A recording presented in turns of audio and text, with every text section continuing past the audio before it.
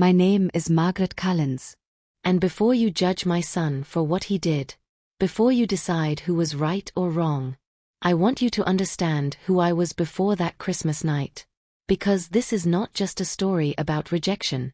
It is a story about silence, about pride, about how love can slowly be rewritten by lies, until the people who raised you become strangers at your own front door. If you have ever felt invisible to someone you sacrificed everything for, if you have ever wondered how a family bond could snap so cleanly, then stay with me. And before we begin, leave a comment and subscribe if stories about family, betrayal, and emotional justice speak to you. Your voice matters here. Now let me tell you how I lost my son. On Christmas Eve, I raised my son Ethan Cullens alone. His father died when Ethan was 7. A heart attack at 42. One minute he was laughing in the kitchen, the next minute I was holding his hand in a hospital room that smelled like antiseptic and grief. After that, life became very simple. Not easy, just simple. Wake up, go to work, come home, make dinner, help with homework, repeat. I worked as a school secretary during the day and cleaned offices at night. My hands were always dry, my back always sore, but Ethan never went hungry, never went without books, never went without love. I did not raise him to be rich. I raised him to be decent. Or so I thought. Ethan was brilliant. Quiet, ambitious, always looking ahead instead of around him. He left for college on a scholarship and never really looked back. Phone calls became shorter. Visits became rarer. And when he married Claire, the distance grew sharper. Claire was polite. Always polite. But polite can be cold. She came from money. Not obscene wealth, but enough to never worry. Enough to never understand why someone saves foil or reuses gift bags or keeps old sweaters just in case. After their wedding, I stopped being Mom. I became Margaret. And slowly, I became inconvenient. The invitation came late. December 21st. Ethan called. His voice was stiff, rehearsed. Mom, Claire, and I thought it might be nice if you came for Christmas. Thought. Might. Nice. I knew better than to expect warmth, but I said yes immediately. I spent days preparing. I baked cookies from scratch. Wrapped gifts carefully. Bought Ethan a scarf I could barely afford. Bought Claire a silk candle because I did not know what else to give a woman who already had everything. I took the bus for 3 hours. Then another train. Then walked the last 6 blocks in the cold. Snow fell softly, the kind that makes the world look forgiving. I stood at their front door, heart pounding, smiling like I was 20 years younger. I rang the bell. The door opened. Ethan stood there. For a moment, I thought maybe he was joking. He stared at me like he was trying to place a face from a dream. Then he said it. I think, you have the wrong house. The words did not make sense at first. They floated between us, hollow and unreal. I laughed nervously. Ethan, it is me. Mom. His eyes flicked over my coat, my worn shoes, the small suitcase at my feet. Then he lowered his voice. You cannot be here right now. Behind him, I could hear laughter. Christmas music. Glasses clinking. Ethan, I whispered, my smile collapsing, you invited me. He stepped outside and pulled the door closed behind him. I did, he said quickly. But this is not a good time. Not a good time. On Christmas Eve. Claire's parents are here, he added. This will be awkward. Awkward. I felt the ground tilt. I just wanted to see you, I said quietly. He looked over my shoulder, then back at me. I think it is better if you go. No hug. No apology. No explanation. Just rejection. I nodded slowly.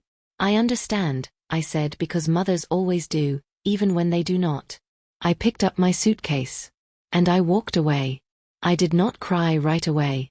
I walked past glowing windows filled with trees and families and laughter. Past couples holding hands. Past children pressing their noses to the glass. I walked until my feet hurt and my chest burned. Then I sat on a bench at the bus stop. And everything inside me broke. I had given him my life. And he could not give me 5 minutes. What I did not know that night, what Ethan did not know either, was that the truth does not stay buried forever, and that the lie he told himself about who I was about to destroy everything he had built. I spent that Christmas night in a cheap motel near the bus station. The kind of place that smells faintly of bleach and old carpet, where the heater rattles louder than the thoughts you are trying not to have. I placed Ethan's unopened gift on the bedside table and sat on the edge of the bed, staring at it like it might explode. I did not call him. I did not text him. Because what do you say after your own child pretends not to recognize you? I told myself I would leave early the next morning. I told myself this was just one bad moment, one misunderstanding, one mistake fueled by stress and embarrassment. But deep down, I knew better. This was not sudden. This had been growing for years. Days passed. Then weeks. No call from Ethan. No apology. No explanation. January melted into February. Snow turned to gray slush outside my apartment window, and life returned to its quiet routines. I went back to work. I cleaned desks. Answered phones. Smiled politely at strangers who had no idea I had been erased from my own son's life. I told no one. Not my coworkers. Not my neighbor. Not even myself. Because once you say it out loud, it becomes real. It was late March when I received the call. A number I did not recognize. Mrs. Collins? A woman asked gently. Yes. My name is Laura Bennett. I do not know how to say this delicately, but I think you deserve to know something about your son. My heart clenched. What about him? There was a pause. I am Ethan's former colleague, she said. We worked together for years. I recently left the company, and before I did, I heard things. Things that did not sit right with me. I sat down slowly. What kind of things? She inhaled. About you. Laura told me everything. How Claire had introduced me to people as unstable. How she said I was confused, clingy, emotionally unpredictable. How she told Ethan's colleagues that I had issues, and that keeping distance was for the best. She told them I showed up uninvited. That I caused scenes. That I made things uncomfortable. None of it was true. But lies do not need truth to grow. They only need repetition. And Ethan? I asked quietly. Laura hesitated. He never corrected her. That hurt more than the lies themselves. He never defended you, she continued. He just let people believe it. I closed my eyes. So Christmas. I whispered. Yes, Laura said softly. Claire told people you had cut contact years ago. That you were not, well. I remembered Ethan's face at the door. Not cruel. Afraid. Ashamed. Used. Laura explained something else too. Claire's parents were influential. Connections. Money. The kind of people whose approval opens doors. And Ethan wanted that approval more than he wanted the truth. He was afraid, Laura said. Afraid that acknowledging you would confirm everything he was trying to escape. I thanked her and hung up. Then I cried for hours. Not because Ethan had rejected me, but because he had let someone rewrite my entire existence. That night, I wrote Ethan a letter. Not an email. A letter. I wrote about his childhood. About the nights I stayed awake sewing patches onto his jacket. About the mornings I skipped breakfast so he could eat. I wrote about Christmas. About standing at his door. About walking away. And when I finished, I folded the letter and put it in a drawer. Because if he was going to see me again, it would not be because I begged. 3 months later, everything changed. Claire's lie unraveled. Not dramatically. Not loudly. Quietly. A background check. A missed detail. A discrepancy someone finally noticed. Her family's money was not as clean as she claimed. Her father was under investigation. Investments frozen.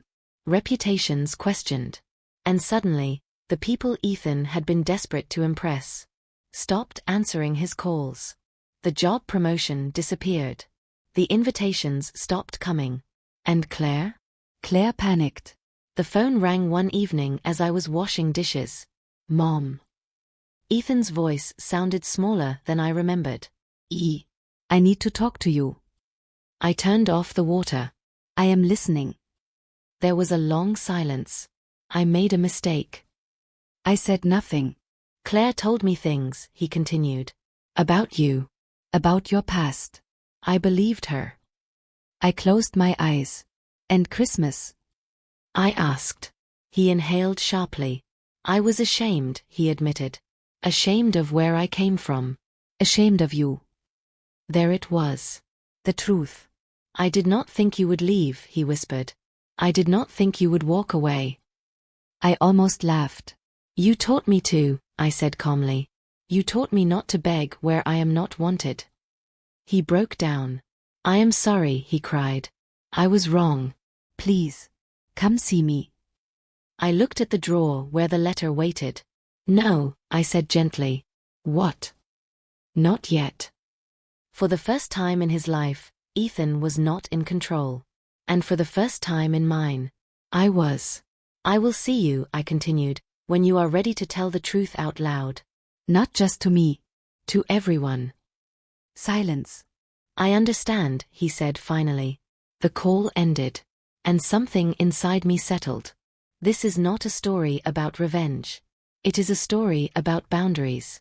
About what happens when silence enables cruelty. About how shame grows in the dark. About how love does not mean self-erasure. And this is only the beginning. Ethan did not call again for weeks after that conversation, but I knew something was happening because silence has a sound when it is filled with regret, and his was growing louder by the day. Claire's world was collapsing faster than either of them had anticipated. Her father's investigation made headlines quietly at first, tucked into business sections, but quiet scandals are often the most devastating because they leave no room for denial. Ethan's colleagues stopped inviting him to after-work dinners, stopped including him in conversations about future projects, stopped treating him like someone rising and started treating him like someone already falling. Claire blamed everyone except herself. She blamed the timing, the economy, her parents, and eventually Ethan. Their arguments spilled into phone calls he made late at night, calls he ended before I could answer, calls that left voicemails full of half-words and broken breathing. One evening, months after Christmas, he showed up at my apartment unannounced. I opened the door and barely recognized him. His shoulders were slumped, his eyes tired, his expensive coat wrinkled like he had slept in it. He did not step inside right away. He just stood there, holding the weight of everything he had lost and everything he had done. I told them the truth, he said finally. About you. I did not move. I told them you are my mother. That you raised me alone. That you never did anything wrong. That everything they heard was a lie. His voice cracked. Claire was furious. And? I asked. She left, he said. She said I chose you over her. I studied his face, searching for the boy I once knew, the one who used to run toward me when I came home from work, the one who believed I was enough. Did you? I asked. He swallowed. I chose the truth, he said. For the first time. I stepped aside and let him in. We sat at my small kitchen table, the same table where he had done homework as a child, the same table I had folded bills on, the same table he had once been embarrassed by.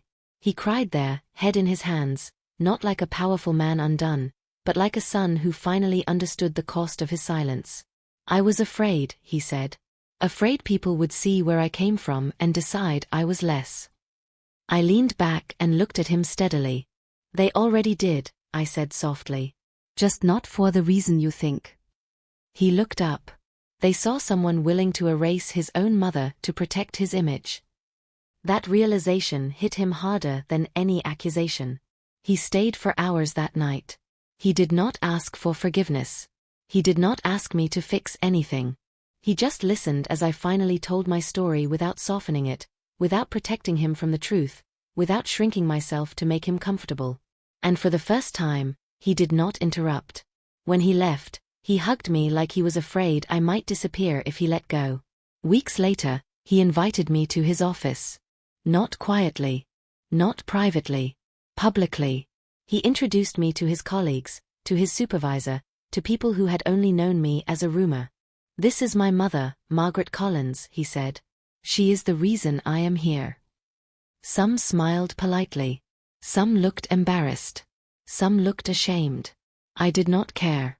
Because that moment was not about them. It was about a son finally standing in the truth he had tried to outrun. That night, when I walked home alone, the air felt lighter. Not because everything was fixed, but because I had finally been seen. Claire came back exactly the way people like her always do, not with apologies but with urgency, not with accountability but with fear. She showed up at Ethan's apartment on a rainy afternoon, hair perfect, voice trembling just enough to sound sincere, carrying news she believed would force him back into her orbit. The investigation into her father had deepened, assets frozen, connections vanishing overnight, and suddenly the life she once used as leverage had turned into a liability. She told Ethan she needed him, that they were stronger together, that family loyalty meant standing by your spouse no matter what. Ethan listened in silence, something he had learned to do too late, and when she finished, he said one sentence that changed everything: "You taught me how to lie about where I came from, and I almost lost myself because of it." Claire's face hardened. She accused him of choosing his mother over his future, of throwing away everything they had built, of being weak. And in that moment, Ethan finally understood what strength actually was. He told her to leave. Not angrily. Not dramatically. Calmly. Definitively. When he called me later that night, his voice was steady in a way I had never heard before. "I think I finally understand what you tried to teach me," he said. "That love doesn't erase people. It makes room for them." The next Christmas came quietly. No grand invitations. No performances. Just a simple call asking if I would like to come over for dinner. I arrived early carrying a small pie, my hands shaking the way they had a year before, but this time when the door opened, Ethan smiled and stepped aside. "Welcome home, Mom," he said, and there was no hesitation in his voice, no fear of who might see, no shame in who I was. We cooked together, laughed awkwardly at first, then more easily, and when the snow began to fall outside, I realized something important. I did not need the past to be rewritten for the future, to be honest. Ethan did not become a different person overnight. Healing never works that way. But he became a braver one. He stopped letting other people define his worth by proximity to power and started defining it by proximity to truth. As for me, I returned to my quiet life, but it no longer felt small. Because being walked away from taught me something I wish I had learned sooner. Dignity is not something your children give you. It is something you claim when you refuse to disappear. If you are listening to this and you have ever been made to feel like you do not belong in the life you helped build, remember this story. Remember that walking away is sometimes the first step toward being truly seen. And if this story moved you, if it reminded you of someone you lost or someone you still need to forgive, leave a comment below and share your thoughts. Like the video if stories about family, truth, and emotional justice matter to you, and subscribe for more real, powerful narratives like this one. Some doors close to teach us who we are. Others open only when we finally stop knocking.